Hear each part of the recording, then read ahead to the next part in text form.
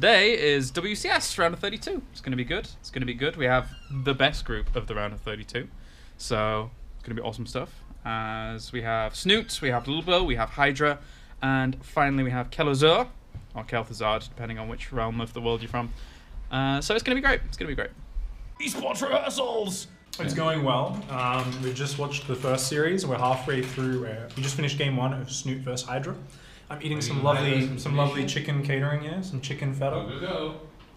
Going pretty well for my first event. I'm writing some notes here on the games as they're happening, so we can figure out the points in the replay. So after the game, we can go back and say, "Hey, look at this cool fight," that sort of stuff. But yeah, having fun. So he always stays calm. Did that roach at the top get away? So Hydra zooming out the spines really well. That's actually really nice. What's up, Polt? Hey, this is good. What is it, bread? Yeah, bread. So you never tried before? Or? Maybe I tried it before, but this is good anyways.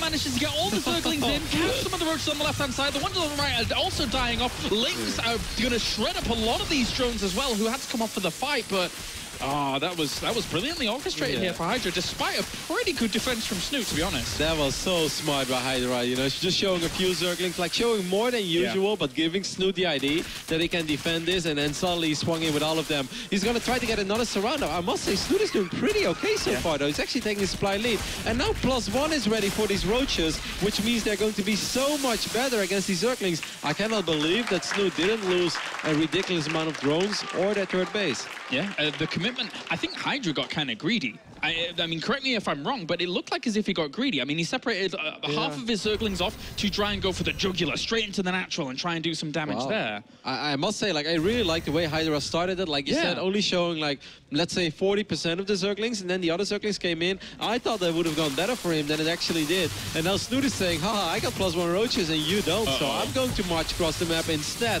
And Snute might actually be causing a pretty big surprise over here in our first series, because just like in WCS Season 1, Hydra is having a very hard time in his first series in the round of 32. And you know he's under a little bit of threat when he has to start producing a lot of Zerglings against this. 22 are on the way, so if they can pop and actually get some surrounds on some of these roaches at the front, he would be totally fine against it. That's actually very smart, like making sure that these roaches... Well, we're going to be going in and we're going to be looking at 2 points in that final game. The first one is going to be when that big +1 melee speedling attack came in.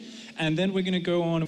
I think there was an interesting point here where he kind of let the wall down and you could see him getting, you know, your Zerglings were getting a good trade.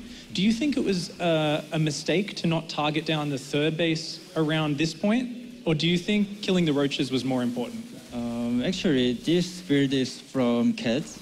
So Cats say just if you go fight with juggling to roaches, whatever you win. So actually, I didn't prepare that build much. So, Okay. Yeah, I just fight with roach, but yeah. A little bit of Cats-inspired play there, and we see it. I think it really got some good momentum going for you. So we are going to be moving on. We're going to be looking at a little bit later in the game in just a moment. And you did some very aggressive play in both Game 2 and Game 3, where you transitioned into Hydralisks, and you really got in there with very nice timings.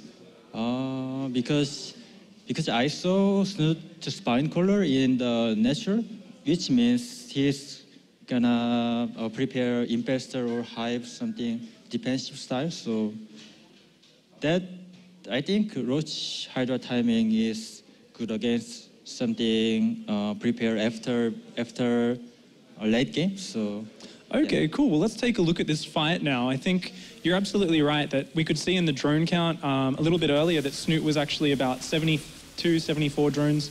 And tell us what you were feeling as you were pushing in here. Did you think this was a good engagement angle? Yeah, I thought my upgrade is higher than him, even his armor upgrade. So yeah, I have a lot of money, so I just trade. If I trade money, it would be very good for me. So I was just. And we could see it in the supply count here. It was a really commanding fight. I think it was the perfect timing. You got in there just before he started getting a bit more Infestor energy, more Hydralisks up.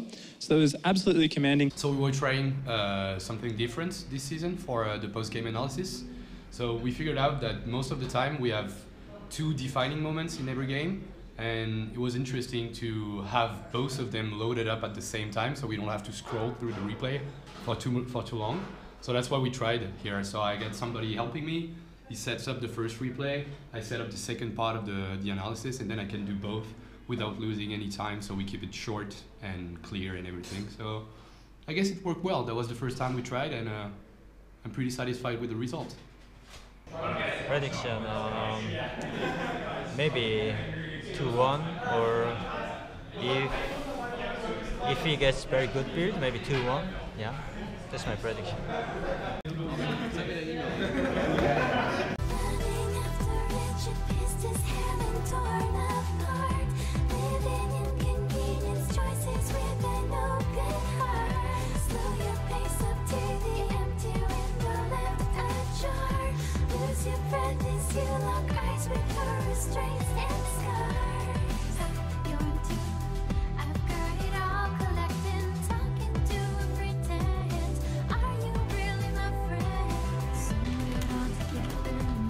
Hindi naman attack kita.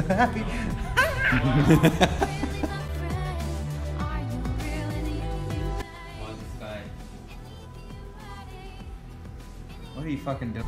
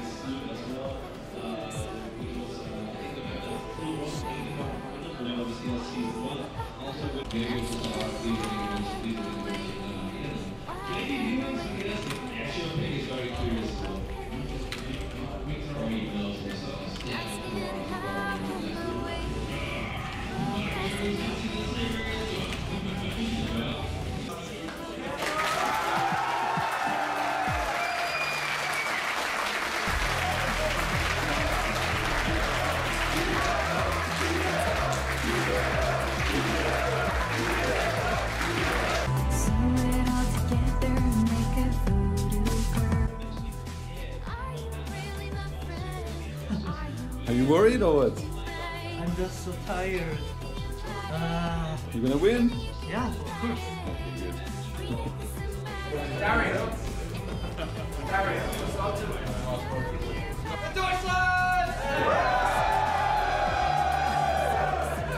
My experience here was great, like meeting the casters, the players, like I don't even know why, but I got this VIP badge and I don't even know, and the crew doesn't even know what to do with it, but it was very, very fun. Actually, it's been really nice meeting Lilbow because it's quite rare that you know someone on the internet but you don't know what he looks like. For me, Borsty has always been Flash, you know? That's the only thing that you know about him. He tweets a shit ton about Starcraft and everything related, but you never know what he looks like except from Flash. So it's pretty cool to see him, and he's a really passionate dude, so I'm a little bit disappointed that he doesn't look like Flash. I will definitely try to come every time to WCS, but this was the big goal for 2015 to at least get to one of them, and like I will definitely try to come every time to Europe now.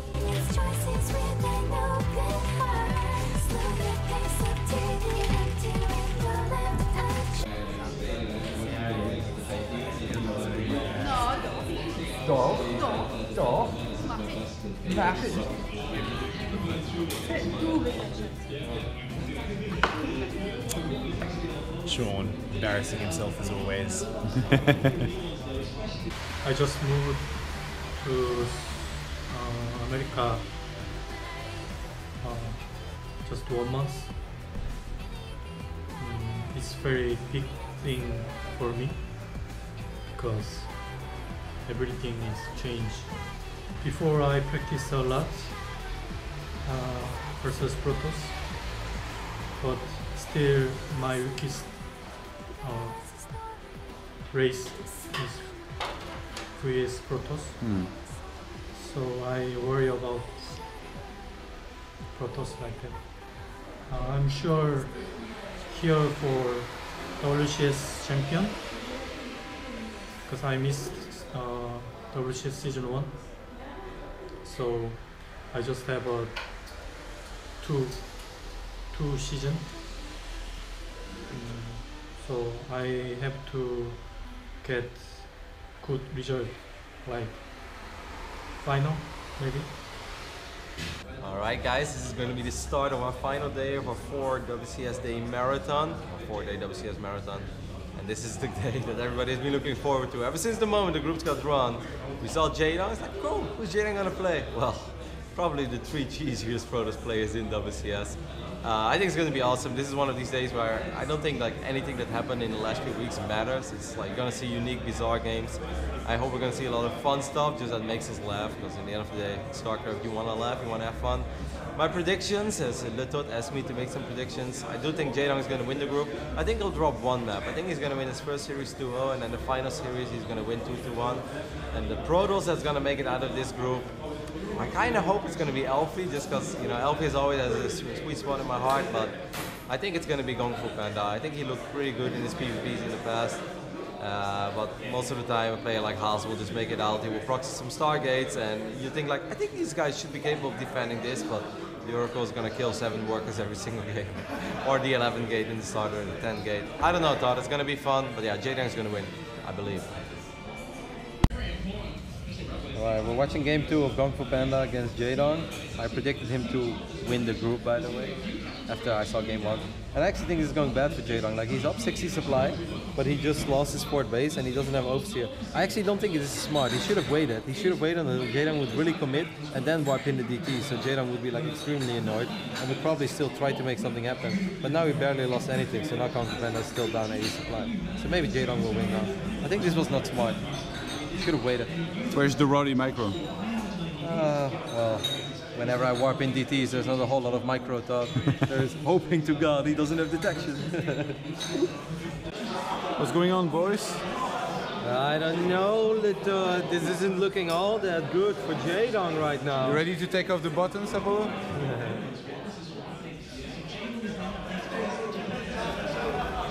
I mean,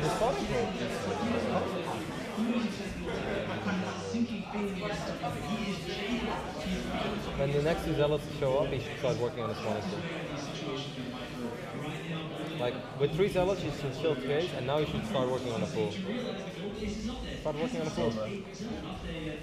It's over. I'm leaving.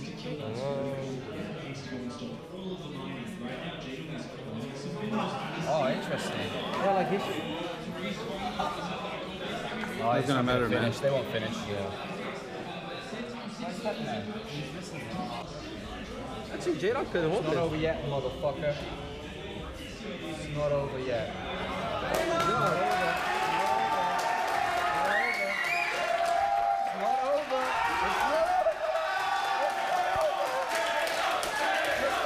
And now he's killing off every single probe. Jaedong here is making a brilliant hold, a brilliant recovery, as all of these probes are gonna fall down, and surely at this point, GunGFuBanDa can feel it in his body. GunGFuBanDa is having the hardest of times. He's gonna stick it out by the looks of things, but it is all but done, Pig. Absolutely, those drones are mining gold minerals, and there is a never-ending stream of Zerglings coming across this map. These probes desperately trying to do something. Look at that smile, GG! He takes the series, ladies and gentlemen. Jaedong advances on to Toronto after a insane hold there